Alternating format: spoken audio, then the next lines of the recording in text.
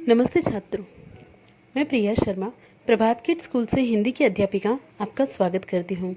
आज की इस तासिका में हम हिंदी व्याकरण से विशेषण यह विषय को अच्छी तरह से सीखेंगे तथा समझेंगे। जैसे कि हम जानते हैं, दुनिया में हर चीज़ का कोई ना कोई नाम होता है, हर वस्तु का कोई ना कोई नाम होता है और उस वस्तु का नाम क्या कहलाता है? उस वस्तु का नाम कहलाता है संज्ञा। ठीक उसी तरह जैसे इस दुनिया में हर वस्तु का कोई ना कोई नाम होता है, उसी प्रकार हर वस्तु की कोई ना कोई विशेषता भी होती है ना। ऐसी कोई भी वस्तु नहीं होती है जिसमें कोई गुण या अवगुण ना हो। हर वस्तु की कुछ ना कुछ अच्छी क्वालिटीज़ होती हैं, कुछ बुरी क्वालिटीज़ होती हैं, है ना। तो उसी वस्तु की विशेषता जो होती है वह विशेषता विशेषण कहलाती है। तो चलिए इसकी परिभाषा देखते हैं। जो शब्द संज्ञा और सर्वनाम की विशेषता बताते हैं उन्हें विशेषण कहते हैं। जैसे कि मैंने कहा, हर वस्तु का कोई ना कोई नाम होता है और उस नाम को संज्ञा कहते हैं तथा संज्ञा की जगह पर प्रयोग किए जाने वाले शब्दों को सर्वनाम कहते हैं। अर्थात संज्ञा और सर्वनाम की जो शब्द विशेषता बताते हैं वे क्या कहलाते हैं? वे कहलाते हैं विशेषण। विशेषण के भेद हम जानेंगे। विशेषण के कुल 4 भेद हैं, जिसमें है पहला गुणवाचक विशेषण, संख्यावाचक विशेषण, परिमाणवाचक विशेषण और चौथा है सार्वनामिक या संकेतवाचक विशेषण। सबसे पहले देखेंगे गुणवाचक विशेषण किसे कहते हैं। जिन विशेषण शब्दों से संज्ञा या सर्वनाम के रंग रूप, गुण दोष, दशा, आकार, स्वभाव आदि का पता चलता है वे गुणवाचक विशेषण कहलाते हैं। जैसे कि हमने अभी कहा कि हर वस्तु में कोई ना कोई गुण होता है, अवगुण होता है, उसका कोई ना कोई रंग होता है, उसका कोई आकार होता है। तो इन्हीं सब वस्तुओं की विशेषता बताने वाले, इन्हीं सब चीज़ों का और अधिक जानकारी देने वाले शब्दों को गुणवाचक विशेषण कहते हैं। गुणवाचक विशेषण के अंतर्गत कुछ शब्द आते हैं, जैसे गुण चालाक, मूर्ख, चंचल, बुद्धिमान। रंग रूप होता है काला, गोरा, सुंदर, लाल।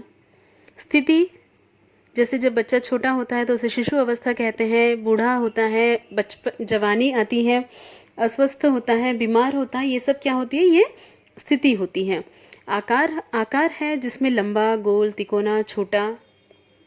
स्वभाव होता है क्रोधित होता है, हंसमुख होता है, कोई शांत होता है। तो ये सारे जो गुण हैं ये गुणवाचक विशेषण के अंतर्गत आते हैं। जैसे हंसमुख लड़का हम कह सकते हैं, ऊंचा पर्वत, नीला कोट, काला लड़का, गोरी लड़की, है ना। लंबा, गोल, छोटा, चंचल, ये सब किसी न किसी वस्तु की विशेषता है, उसके गुण बताता है। तो ये सारे शब्द आएंगे गुणवाचक विशेषण के अंतर्गत। दूसरा हम देखेंगे संख्यावाचक विशेषण। ये तो इसके नाम से ही क्लियर है कि संख्या अर्थात नंबर, अंक। जिस विशेषण शब्द से संज्ञा या सर्वनाम की विशेषता का बोध होता हो, उसकी संख्या का बोध होता हो, उसे संख्यावाचक विशेषण कहते हैं। अगर मैं एक वाक्य कह रही हूँ कि कुछ बच्चे खेल रहे हैं, तो यहाँ पे बच्चों को हम संख्या में गिनते हैं, है ना। 1 2 3 4 इस तरह से हम गिनते हैं। अगर मैं कह रही हूँ कुछ बच्चे, तो वहाँ पर अवश्य ही 3 बच्चे, 4 बच्चे, 5 बच्चे हो सकते हैं। संख्यावाचक के पुनः 2 भेद हैं, जो कि है निश्चित संख्यावाचक विशेषण और अनिश्चित संख्यावाचक विशेषण।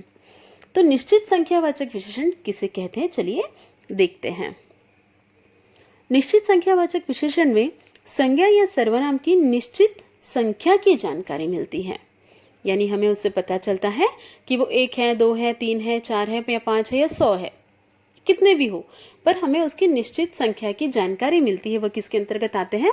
निश्चित संख्यावाचक विशेषण के अंतर्गत। जैसे कि 1 डजन केले, 5 पेंसिल, है ना, ये सब निश्चित होता है। तो यह आते हैं निश्चित संख्यावाचक के अंतर्गत।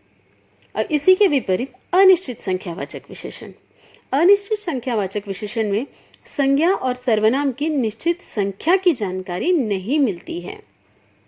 जैसे निश्चित में हमें जानकारी मिलती है कि वह कुल कितनी संख्या में है, और अनिश्चित में वह जानकारी हमें नहीं मिलती है। उदाहरण के लिए कुछ किताबें, थोड़े लड्डू, कई खिलौने, मैदान में कुछ बच्चे खेल रहे हैं। अगर मैं ये वाक्य कह रही हूँ तो मैदान में कुछ बच्चे, अब कुछ बच्चों में 2 भी हो सकते हैं, 4 भी हो सकते हैं, या उससे अधिक भी हो सकते हैं। सड़क पर कई गाड़ियाँ चल रही है, राइट। सड़क पर अनेकों गाड़ियाँ चलती हैं, उसको हमने गिना नहीं है, तो वह जब हम उस चीज़ को गिन नहीं पाते हैं या हमने उसको गिना नहीं है तो वह किसके अंतर्गत आएगा?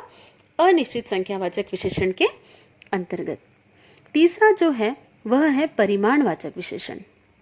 जिन विशेषण शब्दों से संज्ञा या सर्वनाम की मात्रा, वजन, माप आदि की जानकारी मिले उन्हें परिमाणवाचक विशेषण कहते हैं। जैसे 1 लीटर, 2 किलो, 3 किलो, 5 किलो, है ना।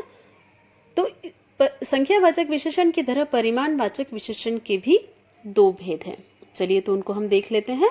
परिमाणवाचक विशेषण के जो भेद है वह है निश्चित परिमाणवाचक विशेषण।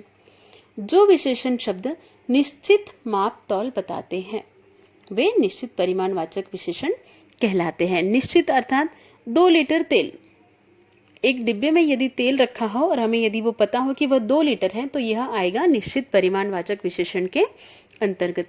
3 किलो चावल, 2 किलो लड्डू, 100 ग्राम घी, है ना, तो ये सब आता है निश्चित परिमाणवाचक विशेषण के अंतर्गत। ठीक उसी के विपरीत अनिश्चित परिमाणवाचक विशेषण। जो विशेषण शब्द निश्चित मापतौल नहीं बताते हैं, उसकी जानकारी नहीं देते हैं, वे आते हैं अनिश्चित परिमाणवाचक विशेषण के अंतर्गत। जैसे कि बहुत पानी, थोड़ी चीनी, कम दाल, इनका जो प्रमाण है वह निश्चित नहीं है, वह हमें पता नहीं है कि वह कितना है, तो यह सब आता है अनिश्चित परिमाणवाचक विशेषण के अंतर्गत। अंत में हम देखेंगे चौथा वाला जो कि है सार्वनामिक, इसे संकेतवाचक विशेषण भी कहते हैं। जो सर्वनाम शब्द संज्ञा शब्द से पहले आकर उसकी विशेषता बताते हैं उसे सार्वनामिक या संकेतवाचक विशेषण कहते हैं। जैसे वह आदमी पापा को बुला रहा है, आदमी आता है संज्ञा के अंतर्गत और आदमी के पहले जो शब्द लगा है वह है वह। यह किसी की तरफ इशारा करना भी हम इसको कह सकते हैं। यह घर करीना का है, यह जो घर है यह किसका है? यह करीना का घर है। करीना एक संज्ञा है, व्यक्तिवाचक संज्ञा। तो अर्थात इन वाक्यों में वह और यह जो है यह सर्वनाम शब्द है और इनके पहले जो शब्द आते हैं वह सार्वनामिक या संकेतवाचक विशेषण कहलाते हैं।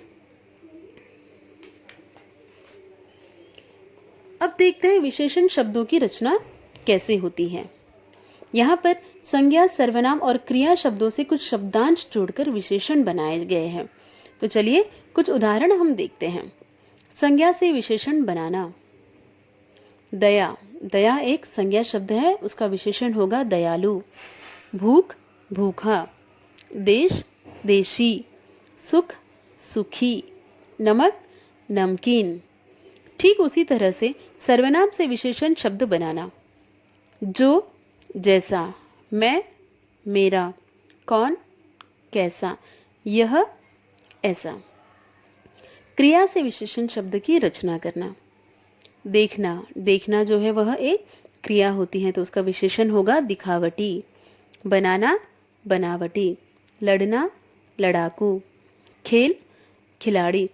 इस तरह से संज्ञा, सर्वनाम तथा क्रिया शब्दों के विशेषण शब्द बनाए जाते हैं। जिस शब्द की विशेषता बताई जाए वह क्या कहलाता है? वह कहलाता है विशेष्य। जिन शब्दों की विशेषता बताई जाती है वह कहलाता है विशेष्य और जो विशेषता होती है वह कहलाता है विशेषण। एक बार फिर से दोहराएंगे। जो शब्द संज्ञा और सर्वनाम की विशेषता बताते हैं वे विशेषण कहलाते हैं। दूसरा, जिस शब्द की विशेषता बताई जाए वह विशेष्य कहलाता है। विशेषण 4 प्रकार के होते हैं: गुणवाचक विशेषण, संख्यावाचक विशेषण, परिमाणवाचक विशेषण और सार्वनामिक या संकेतवाचक विशेषण। सर्वनाम और सार्वनामिक विशेषण में अंतर होता है। सार्वनामिक विशेषण विशेषण का एक प्रकार है, जबकि सर्वनाम एक अलग विषय है।